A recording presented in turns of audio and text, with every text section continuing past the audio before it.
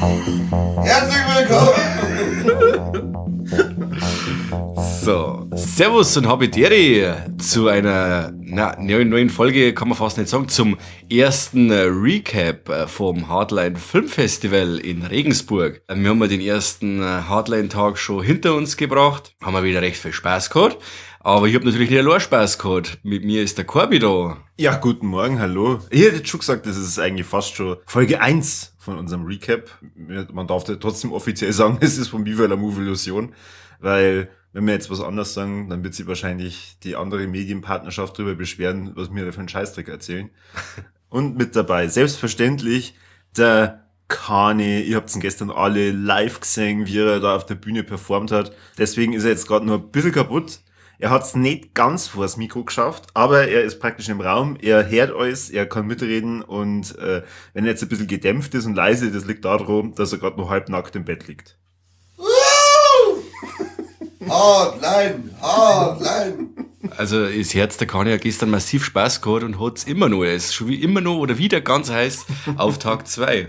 Aber jetzt reden wir zuerst einmal über Tag 1. Jetzt möchte ich zuerst einmal sagen, also jeder, der jetzt gemeint hat, wenn wir auf der Bühne gestanden sind, der das Gewand vom Kani gesehen hat, nein, den hat keiner auf der Straße zusammengeschlagen, hat ihm sein Gewand gestohlen und der Kani hat dann irgendwas angezogen. Das war kalkuliert, also er wollte sie wirklich so anziehen. Ich finde das geil. Das ist jetzt gerade das Wichtigste, das man vorab vor allem anderen klären muss. Das Outfit von Kani war tatsächlich gewollt. Genau, und wen es interessiert, der kann gerne mal dann bei Instagram vorbeischauen oder bei der Hardline-Seiten oder Facebook oder was weiß ich, da seht ihr dann das Elend. Aber Ich mal... wusste, dass alle seine Instagram-Posts sein können. Ich meine, die sind super. Also, okay, hab ich nicht gewusst. Die sind hervorragend. Ja, also wir sind auf alle Fälle in Regensburg ist da gut angekommen und haben wir dann auch gleich haben wir ins Ostentor geschlendert. Haben wir dann natürlich auch wieder einen Haufen altbekannte Freunde getroffen. Und neue Bekannte, danke Corby. Ja. Und es war wieder wie heimgekommen. Also da haben wir Karin natürlich wieder gesehen und Magda, Flo natürlich sowieso, der Josef, der Dominik, ja, und jetzt tut's mir leid, alle die jetzt nicht aufzählen, aber sonst sitzt man noch ewig da. Da, wo man immer Punktlandung macht, ist, wenn man nur an Stefan, an Markus und was sind nur Namen, die öfter vorkommen als nur einmal. An Alex, keine Ahnung. Dass wir die alle auch nur erwähnen, da holen wir am meisten, glaube ich, auch noch ab. Ja. Manfred, ja. Was vielleicht auch noch wichtig ist zur Erklärung für alle, die jetzt nichts mit dem Hardline-Anfang kennen, weil es vielleicht jetzt gerade erst in diesen Podcast eingestiegen sind. Was machen wir hier eigentlich gerade, Mike? Wir sind einer von 4 wunderbare Medienpartner und haben wir schon im Vorfeld über das Hardline berichten darf man eben, so wird es jetzt während des Festivals über das Hardline berichten und danach natürlich. Genau, und die Veranstalter des Hardline haben sich gewünscht, dass wir doch bitte jeden Tag so eine kurze Recap-Folge machen, dass ihr mehr oder weniger das Festival-Feeling mit nach Hause nehmen könnt. Und diesem Wunsch entsprechen wir natürlich sehr gern. Der Flo hätte damit rechnen können, dass das nicht immer vollzählig funktioniert, weil halt die Aftershow-Partys, es sind keine direkten Partys, es sind Aftershow-Gelage. Die haben etwas länger gedauert als gedacht und deswegen ist halt der Kani in dem Zustand, in dem er jetzt noch ist. Kani, ich bin da. Genau. Du, Kani, wie geht's dir denn und wie findest du das, dass wir jetzt da Recap machen? Ich hätte es gern, dass ihr bei Mike im Zimmer seid und nicht bei mir. Arschkrampen. Yeah! Yeah! Festival! Slayer! Ja, wir haben ja gestern nicht nur 2 tolle Filme anschauen dürfen, sondern wir haben noch gleichzeitig die Ehre gehabt, dass wir die Einführung moderieren durften, nach einem Wunsch vom Flo. Und ja, ich glaube, es ist ganz gut angekommen, es haben einige gelacht. Schöpfer dieses Kunstmeisterwerks voller Kunstfilme ist der äußerst attraktive und smarte Florian Klatschen. Den Rest lesen wir jetzt nicht vor, weil das ist irgendwie kacke. Auch nicht so cool vor ihm. Wir stellen uns lieber nur mal selber vor, wir sind Viva la Movie Illusion, der beste bayerische Filmpodcast, den es auf der ganzen Welt gibt. Wir haben auch Regeln vorgelesen, dass jeder, glaube ich, weiß, wie er sie aufführen darf während der nächsten Tage. Eine der Regeln war, wenn sie ein Bier holen, dann bitte uns mitnehmen, ansonsten soll er zusammenfallen. Es klingt eigentlich mehr wie ein Gebot als wie eine Regel. Oder Drohung. Oder wie eine Drohung, ja.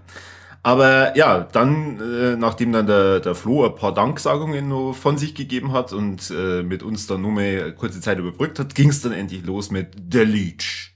Yeah, The Leech. Eigentlich hat's geheißen, dass der Regisseur von The Leech, Eric Pennycoff, ja auch da sein wird. Der hat aber jetzt leider nicht kommen können, aus familiären, privaten Gründen. Er hat aber trotzdem sich das nicht nehmen lassen und hat uns vorab einen Videogruß geschickt und hat uns dann quasi schon in The Leech reingekickt. Kickt ist ganz gut, weil The Leech startet recht gemächlich und auch recht humorvoll und wird dann zu einem richtigen Psychotrip, der eigentlich ein Kammerspiel ist, der absolut tolle Hauptdarsteller hat, die das Ganze super dran können. Und war ein toller Auftakt fürs Festival. Ja, um was geht's denn in The Leech? Soll ich auch noch erzählen? Ja, also zumindest kurz. Okay. In einem Satz. Schaffst du es? Oder zwei. Okay. Da geht's quasi drum, dass ein frommer Priester einen Penner, einen Obdachlosen bei sich aufnimmt und das dann bitter bereut, weil der nimmt dann gleich seine Frau noch mit, die lädt er auch noch gleich mit ein und die zwei sind hübsch, ja. Offen. Das sind offene Menschen und die bringen diese Offenheit dann gerade zur besinnlichen Zeit, es spielt nämlich zu Weihnachten, mit in dieses Haus. Und das, ja, wer hätte es gedacht, eskaliert irgendwann. Das waren mehr als 2 Sätze. Absolut. Ja, danke Kani. Auf jeden Fall kommen da dann anstatt Besinnlichkeit ganz viel Drogen und Sex und Gewalt und Schimpfwörter vor. Ja, also wirklich richtig schöner Einstieg ins Festival. Besinnlich. Besinnlich. Und dann ging es danach gleich weiter mit Bloodflower, das erste Filmstück, das wir vom Dain Said sehen durften. Dain Said wird die nächsten Tage öfter einen Film präsentieren dürfen, weil er im Director Spotlight steht. Wir haben auch die Ehre, dass wir ihn am Samstag interviewen. Das heißt, da gibt's dann nochmal ein paar extra Infos. Aber ansonsten Bloodflower, ein toller Dämonen-Geister-Film, oder? Ja, genau. Also wer den Trailer gesehen hat von Evil Dead Rise, also ich habe die ganze Zeit über während des Films an Evil Dead Rise denken müssen. Also eben wieder so ein Hochhauskomplex in Slums, mag ich nicht sagen, aber in so einem Vorort. Und da bricht quasi dämonische Kräfte aus. Und es wird blutig, es ist gruselig, er hat ein paar coole Monster-Effekte mit dabei. Also bis jetzt mein Highlight vom Festival. Was jetzt noch nicht schwierig ist bei 2 Filmen. Aber ich hab schon mal eins. Er hat schon mal schon besser wie nix. Ja, das stimmt. Und danach gab's noch ein ziemlich cooles Q&A mit dem Regisseur, mit der Produzentin, das ich genießen durfte, schon wieder durfte, das ich genossen habe. Und meine 2 Kollegen haben in der Zwischenzeit schon mal ein paar Leute in der Kinokneipe interviewt. Was ist denn bei eure tollen Interviews rausgekommen?